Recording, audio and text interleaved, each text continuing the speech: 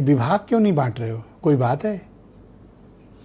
जैसे कोई मुश्किल नहीं था, हमें लगता है कि कहीं ना कहीं आपको गलत सूचना मिल गई होगी। बढ़ गया क्या? विस्तार होना था, 6 जगहें खाली थी, इस नाते उसका विस्तार किया गया। माननीय मुख्यमंत्री जी ने विस्तार करने का काम किया और विस्तार हो गया है और सरकार और संगठन दोनों तेजी से काम कर रहे हैं। 2-3 बातें आपने कहा मंत्रिपरिषद के विस्तार के बारे में, विभागों के बंटवारे के बारे में, वो बहुत ज़्यादा इस पर और इसकी ज़रूरत क्या थी? चर्चा नहीं करना चाहता, लेकिन इतना स्पष्ट करना चाहता हूं कि किसी भी विस्तार के बाद किसी भी सरकार का मुख्यमंत्री मुखिया होता है और कलेक्टिव लीडरशिप के नाते, एक सरकार चलने के नाते मुख्यमंत्री को सभी विभागों में निर्णय लेने का अधिकार होता है, मंत्रिपरिषद को निर्णय लेने का अधिकार होता है। इस नाते आपका ये कहना कि साहब विभागों के लेके खींचतान है या कुछ और होने वाला, हमें लगता है कि ये कहना बेमानी है और इस तरह की कोई परिस्थिति नहीं है। दूसरा प्रश्न आपने संगठन को लेके किया, संगठन के निर्माण की बात कही। संगठन का निर्माण हमारा पूरा हो गया है, हमारा प्रशिक्षण वर्ग चल रहा है। ब्रजेश जी, हमने संगठन के निर्माण बूथ से लेके प्रदेश तक पूरा कर लिया है।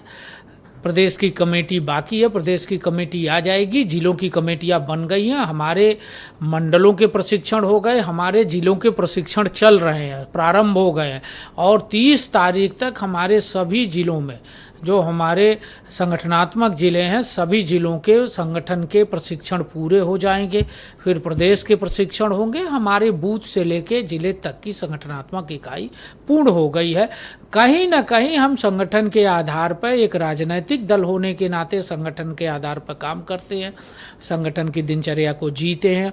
अभी पिछले दिनों हमारी प्रदेश की बैठक हुई थी, सभी जिलाध्यक्ष और जिला प्रभारी प्रदेश पदाधिकारी बैठे थे। हम लोगों ने बूथ की योजना और मंडल की योजना में जो काम किए थे उसको रिव्यू किया है। लोग ये जानना चाहते हैं कि आपने ये विस्तार क्यों किया है, कोई वजह है इसके पीछे? विस्तार होते हैं ब्रजेश जी, 8-9 महीने बचे हुए चुनाव में जाने। 9 महीने नहीं, 9 दिन भी बचे हो तो क्या हुआ? सरकार में जगह खाली थी, हमारे 6 कार्यकर्ता उसमें स्थान पा गए। तो सालों से खाली पड़ी है, आप जब 8 महीने बचे। ब्रजेश जी, आप उसकी खासियत को देखिए। चौधरी भूपेंद्र सिंह कैबिनेट मिनिस्टर बनाए गए, हमारे प्रदेश अध्यक्ष थे, मंत्री से इस्तीफा देके वो संगठन में आए थे पार्टी के निर्णय पर, फिर मंत्री बन गए। मनोज पांडे जी, पार्टी का निर्णय है। पार्टी ने जब उनको अध्यक्ष बनने को कहा, कार्यकर्ता बनने को कहा तो कार्यकर्ता बने, जब सरकार में मंत्री की शपथ की बात कही तो मंत्री ले लिए। मनोज पांडे जी सीनियर नेता हैं, सरकार में मंत्री बने। कृष्णा पासवान पासी समाज से आती हैं, दलित महिला हैं ब्रजेश जी, नारी बंधन का हम लोग सम्मान करते हैं और 4 बार की विधायक है, अपने क्षेत्र में बहुत लोकप्रिय हैं। कैलाश राजपूत 4 बार के विधायक हैं, लोधी समाज से आते हैं, कन्नौज के अंदर से आते हैं, जो अखिलेश यादव की पत्नी जहां से सांसद है, और कैलाश राजपूत का अपना आधार है लोधी समाज के अंदर।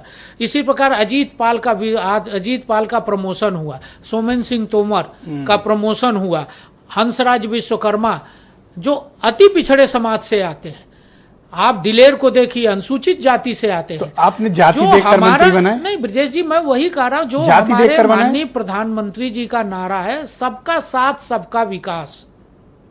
समाज के सभी वर्गों का सम्मान होना चाहिए, समाज के सभी वर्गों का उत्तर प्रदेश के विकास में योगदान होना चाहिए।